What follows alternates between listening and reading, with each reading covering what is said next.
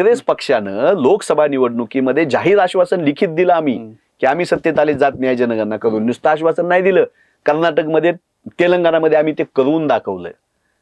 आणि ओबीसी आरक्षणाची मर्यादा वाढवली आणि उच्च जातीमधल्या गोरगरिबांना पण आम्ही आरक्षणाच्या कक्षेत आणलं. आरक्षणाची 50% कॅप उठवावी लागेल हे छाती ठोकून आरडून सांगणारे राहुल गांधी ते म्हणत होते जात निहाय जनगणना करू आम्ही, सत्तेत आलेच. तर नरेंद्र मोदी साहेबांचं भाषण आहे संसदेमधलं.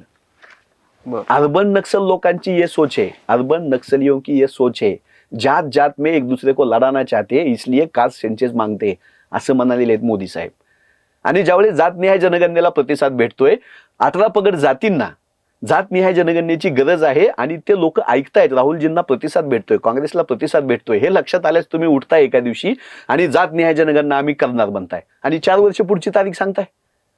करा ना सुरू जातनिहाय जनगणना. कुणी अडवले? कोविडची अडचण आहे, साधन संपत्ती नाही, सेन्सेक्स तर करायचंच आहे आपल्याला, करा. आणि नुसती जातीचं नाव लिहून घेऊ नका, त्याची सामाजिक आर्थिक त्याची सगळं अशी जनगणना हवी आहे. तो सामाजिक आर्थिक सर्वेक्षण हवा आहे. या देशामध्ये शैक्षणिक कर्ज कोण्या जातीला भेटतं?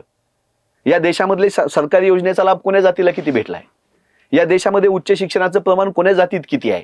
या देशामध्ये उद्योगधंद्यामध्ये कुण्या जातीचे किती लोकांना प्रतिनिधित्व भेटलं?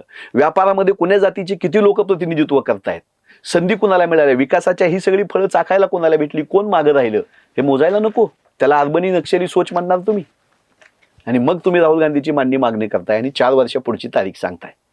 पण तुम्ही ते कराय. आता आमचं म्हणणं, महाराष्ट्रामध्ये जात निहाय जनगणना सुरू करावी देवेंद्र फडणवीस साहेबांनी, कर्नाटकच्या धर्तीवर, तेलंगणाच्या धर्तीवर.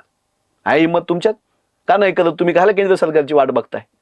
आणि मग जिसकी जितनी संख्या भारी उसकी उतनी भागीदारी, हे जे राहुल गांधींनी सांगितलं ते राबवा. नाही तर आम्ही तुमचं कौतुक करू, पण तुम्हाला सामाजिक न्याय द्यायचा नाही.